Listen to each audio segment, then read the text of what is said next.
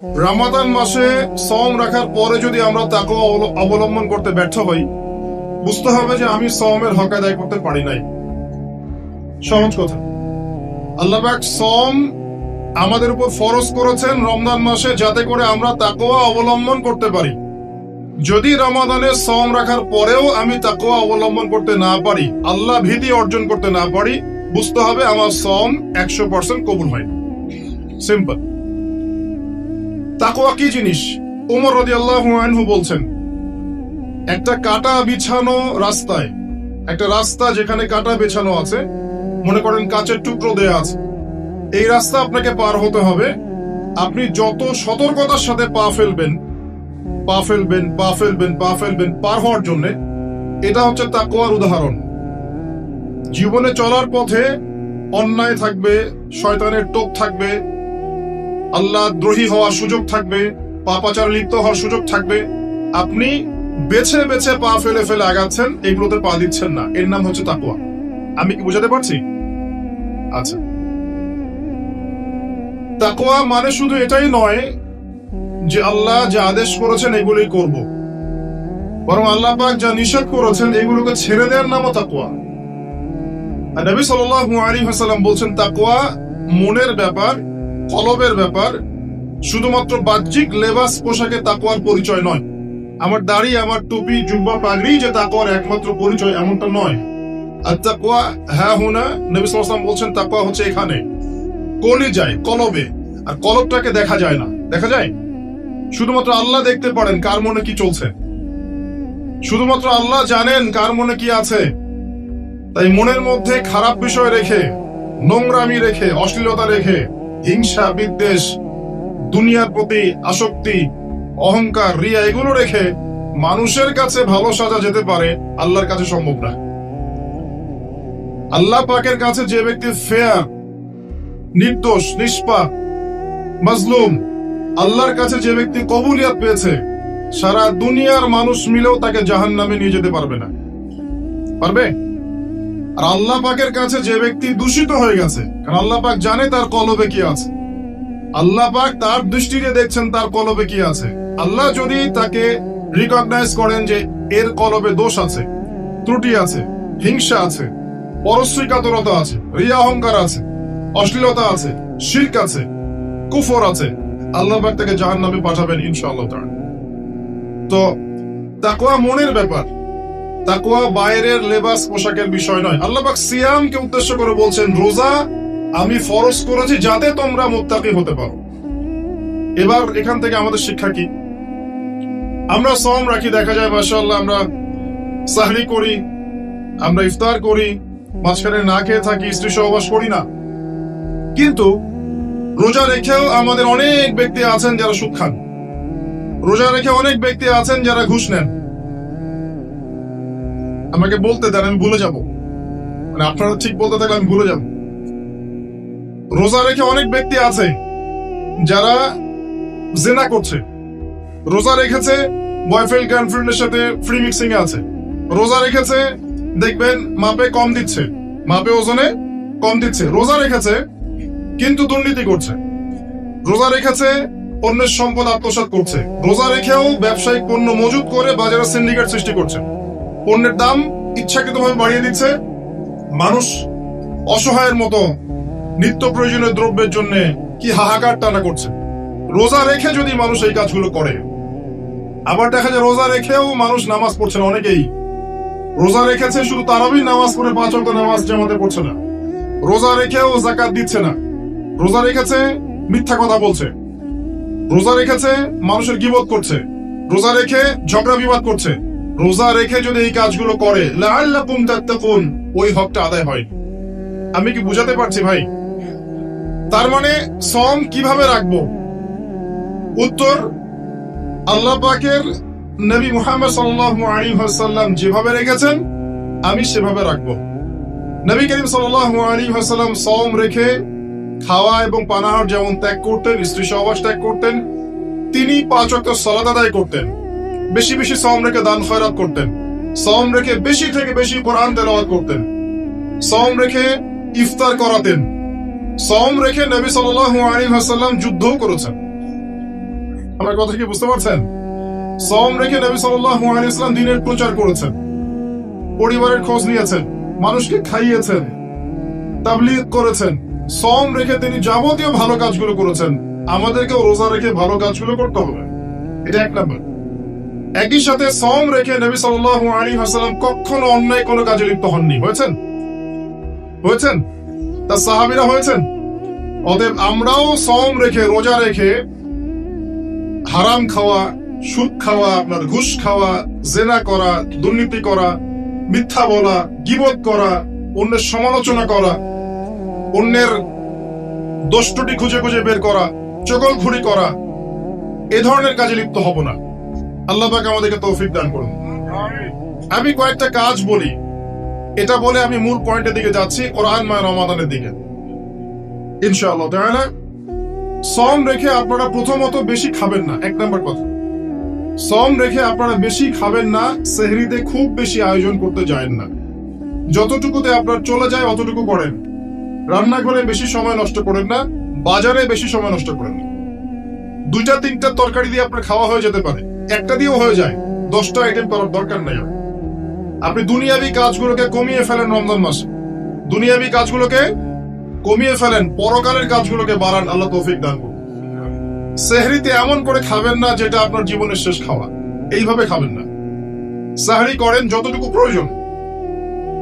ইফতারেও এত বেশি আয়োজন করবেন না যে আপনার সারাদিনের সওম রাখার যে আধ্যাত্মিকত্ব, নূর, এটা নষ্ট হয়ে যায়।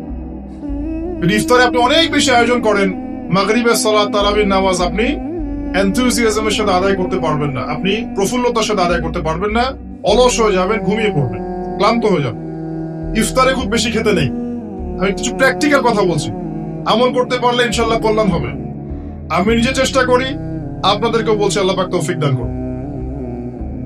এরপরে সওম রেখে আপনি বেশি বেশি ফরজের পাশাপাশি নফল নামাজ পড়ার চেষ্টা করেন। ফরজ তো পড়বেনই, 5 ওয়াক্ত সালাত জামাতে অবশ্যই পড়বেন। যারা 5 ওয়াক্ত নামাজ জামাতে পড়ি না, রমজান মাসটা সুবর্ণ সুযোগ, 5 ওয়াক্ত সালাত জামাতে পড়বেন, পড়া যাবে ইনশাআল্লাহ। এর পাশাপাশি দৈনিক 12 রাকাত সুন্নত পড়বেন। দৈনিক 12 রাকাত যে ব্যক্তি সুন্নাহ আদায় করে তার জন্য জান্নাতে একটা করে ঘর নির্মাণ করা হয়। দৈনিক একটা করে ঘর পেতে পারেন জান্নাতে যদি দৈনিক 12 রাকাত নফল বা সুন্নাহ আদায় করেন। এটা কি 12 রাকাত? ফজরের আগের 2, যোহরের আগে 4, পরে 2, 6 আর 2 8, মাগরিবের পরে 2, 10, এশার পরে 2, 12। এই 12 রাকাত নফল বা সুন্নাহ যে আদায় করে প্রত্যেক দিন, তার জন্য জান্নাতে একটা করে ঘর নির্মাণ করা হয়। সুবহানাল্লাহ। রমজান মাসে এটা ছাড়বেন না ইনশাআল্লাহ, আল্লাহ পাক তৌফিক দান করুন। এবং 5 ওয়াক্ত সালাত তো অবশ্যই জামাতে পড়বেন, আল্লাহ পাক তৌফিক দান করুন, আমিন। বিশেষভাবে ফজর এবং এশা এবং আসর, এগুলো যেন জামাত না ছোটে। যদি কারো ছুটেও যায় আপনি একা পড়ে নেবেন। যদি ঘুমিয়ে থাকেন ঘুম থেকে উঠলেই পড়ে নেবেন। যদি ভুলে যান স্মরণ হলেই পড়ে নেবেন। যদি আপনি মুসাফির হন কসর পড়ে নেবেন। নামাজ ছাড়া যাবেন। এমন একটা জায়গায় আপনি আছেন যেখানে আপনার কোনো কাপড়ই নাই, মনে করেন আপনার কোনো পবিত্র কাপড়ই নাই, এমন একটা জায়গায় আপনি আছেন, কোনো কাপড় নাই, অজুর পানিও নাই, আপনার তায়াম্মুমের মাটিও নাই। আপনি কি করবেন? নামাজ পড়বেন না? কি করবেন? নামাজ আছে আপনার উপর ফরজ, আপনাকে এমন জায়গায় রাখা হয়েছে আপনি ওযুও করতে পারছেন না, তায়াম্মুমও করতে পারছেন না, কোনো সুযোগ নাই, এবং আপনার কাপড়ও নাপাক হয়ে গেছে। আপনি কি করবেন? নামাজ ছেড়ে দিবেন? নামাজ ছেড়ে দিবেন? ছাড়বেন না। নামাজের কোনো মাফ নাই, নামাজের কোনো মাফ নাই। আর নামাজ বলতে আমি বর্তমান সময়ের চলমান 3G 4G নামাজকে বোঝাচ্ছি না। আমি মেনশন করতে যাচ্ছি নবী সাল্লাল্লাহু আলাইহি ওয়াসাল্লাম যেভাবে নামাজ পড়তেন সেই নামাজের কথা। তিনি ধীর স্থির ভাবে নামাজ পড়তেন। তিনি কি আমাদের মতো 4G স্পিডে নামাজ পড়তেন? রুকু করলে সিজদা পাওয়া যায় না। অনেক মসজিদে দেখবেন তারাবি হবে রমজান মাসে এত দ্রুত যে আসলে মুসল্লি বুঝতে পারে না কি তেলাওয়াত করা হচ্ছে। শেষের আয়াতটা একটা লম্বা টান দিয়ে ছাড়া হয়, ওইটা খালি বুঝতে পারে এখন রুকু হবে, এইটুকু বুঝতে পারে। এরকম নয়। আপনি হারাম শরীফে দেখবেন, কাবা ঘরে দেখবেন, মসজিদ নববীতে দেখবেন, অন্যান্য যত মসজিদগুলো আছে আরব কন্টিনেন্টে, এখানে দেখবেন ধীর স্থির ভাবে তারাবি সালাত হয়, সুন্দর কেরাত হয়, লম্বা কেরাত, লম্বা রুকু, লম্বা সিজদা। এবং প্রশান্তির সাথে মানুষ সালাত আদায় করে। আমি এই সালাতকে বোঝাচ্ছি। রমাদান মাসে সালাতটাকে প্রশান্তির সাথে আদায় করেন, তাড়াহুড়া করবেন। কারণ ওমা খালাকতুল জিন্না ওয়াল ইনসা ইল্লা লিয়াবুদুন, আমি জিন আর মানুষকে শুধু আমার ইবাদত করার জন্যই সৃষ্টি করেছি, অন্য কোনো কারণে আল্লাহ পাক সৃষ্টি করেন নাই। এর জন্যই তো পৃথিবীতে এসেছি নামাজ পড়তে। নামাজে এত তাড়াহুড়া কেন? দুনিয়ার সমস্ত কাজ ধীরস্থির ভাবে করি, মসজিদে আসলে কখন বের হবো তার আগে আমরা প্রতিযোগিতা সৃষ্টি করি। এটা কি ঠিক হচ্ছে ভাই? এটা ঠিক হচ্ছে? নামাজ স্থির ভাবে পড়ে, ধীরস্থির ভাবে পড়ে, আল্লাহ পাক তৌফিক দান করুন। আসেন, রমাদানে আমি একটা কথা বলি, যাকাত, যাদের যাকাত আছে, নিসাব পরিমাণ সম্পত্তি হয়েছে, রমজানে যাকাত দিয়ে দিবেন। যাকাত নিয়ে টালবাহানা করবেন না, আল্লাহর ওয়াস্তে যাকাত দিয়ে দেন। যাকাত হচ্ছে আপনার সম্পদে গরিবের হক। অন্যের হক নষ্ট করলে এই শাস্তি আল্লাহ পাক এমন ভাবে দিবেন, ওই সম্পদটাকে আল্লাহ পাক গলাবেন, গলিয়ে কপালে গালে পিঠে লাগিয়ে দিবেন এবং একটা সাপের আকৃতি দিবেন, এই সাপ গলায় ঝুলে থাকবে এবং কপালে ঠোকর দিবে। বলেন নাউযুবিল্লাহ। যাকাত দিয়ে দেন। যাকাত ইসলামিক অর্থনীতির মূল ভিত্তি। যাকাত না থাকলে ইসলামিক ইকোনমিক টিকবে না। ইসলামিক ইকোনমিক্স এর মূল বেস হচ্ছে যাকাত এবং সাদাকা এবং বিজনেস, ব্যবসা। এগুলো নিয়ে পড়াশোনা করেন। আমি মাহফিলে এত ডিটেলস বলতে পারি না। আমি আগেও বলেছি, আমি ওয়াজ মাহফিলে আমি আমার জানা মতে 30-40% কথা বলতে পারি না, বাকি 60% পড়ে, 50% পড়ে। এগুলো বলার পরিবেশ এই মাহফিলগুলো নয়। ইনশাআল্লাহ আস্তে আস্তে যতটুকু জানি বলার চেষ্টা করব। ওয়ামা তাওফীকি ইল্লা বিল্লাহ আলাইহি তাওয়াক্কালতু ওয়া ইলাইহি উনীব। যাকাত ইসলামিক ইকোনমিক্স এর বেস।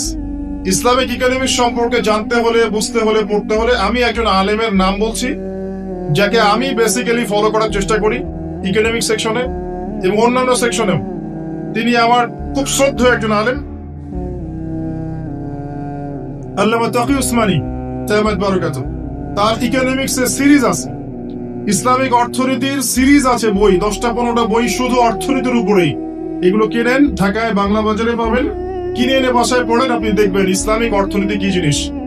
আর অর্থনীতির জ্ঞান না থাকার কারণেই, অর্থনীতির বিশুদ্ধ জ্ঞান না থাকার কারণেই আমরা ইবাদত বন্দেগীর জীবনে, নামাজে হলেও ব্যবসায়িক জীবনে, অর্থনৈতিক জীবনে পাক্কা সুদখোর হয়ে বসে আছে। আমার কথা কি বুঝতে পারছেন ভাই? অর্থনীতির জ্ঞান দরকার আছে না? একটা রাষ্ট্র মনে করেন যার কাছে অর্থনৈতিক সুপার পাওয়ার, তার কাছে ইকোনমিক চাবিকাঠি আছে। ওয়ার্ল্ডের একটা রাষ্ট্র মনে করেন তার কাছে অর্থনৈতিক চাবিকাঠি আছে, সে চাইলে কাউকে ইকোনমিক ভাবে দুর্বল করতে পারে, কাউকে শক্তিশালী করতে পারে। এখন অন্যান্য রাষ্ট্ররা এর আনুগত্য করবে না? করবে না? করবে। অর্থনীতি মূল ভিত্তি। নবী সাল্লাল্লাহু আলাইহি ওয়াসাল্লাম মদিনায় হিজরত করে যখন মদিনা সনদ তৈরি করলেন, সাহাবীদের মধ্যে ভ্রাতৃত্বের বন্ধন স্থাপন করলেন, ইহুদিদের সাথে চুক্তি করলেন, মসজিদ নববী নির্মাণ করলেন, এরপরে তিনি প্রথম যেখানে ফোকাস করেছেন সেটা হলো মুসলিমদের অর্থনীতি সমৃদ্ধ করার কাজে। তারপরে সামরিক বাহিনী গঠন ইত্যাদি ইত্যাদি। অর্থনীতি মূল জিনিস। আর এই বিষয়গুলো আমাদের প্রতিষ্ঠানগুলোতে আরো বেশি বেশি পড়ানো উচিত। এটা আমার নাসিহা, বাকি যারা এর দায়িত্বশীল তারা বুঝবেন। আসুন, আমি যেটা বলছিলাম, রমাদান মাসে যাকাত গুলোকে দিয়ে দেন। এটা আপনার সম্পদে গরিবের হক। যাকাত ইসলামিক সমাজে সাম্য নিয়ে আসবে। গরিব না খেয়ে মারা যাবে না, আপনার সম্পদে ওর হক আছে, ওই হকটা না দিয়ে আপনি মৃত্যুবরণ করেন না, আল্লাহর ওয়াস্তে। এই পর্যন্ত যে যাকাত গুলো দেন নাই সেটাও হিসেব করা উচিত যে আপনি কত টাকা যাকাত দেন নাই, এবং আল্লাহ পাকের কাছে ইস্তেগফার করা উচিত যে আল্লাহ, আমার 20 বছর আগ থেকে যাকাত ফরজ হয়েছে, আমি যাকাত এখনো দেইনি, আল্লাহ আমাকে মাফ করো। যদি সম্ভব হয় টাকাগুলো দিয়ে দিয়ে। আল্লাহ পাক তৌফিক দান করুন, দোয়া করি আমি।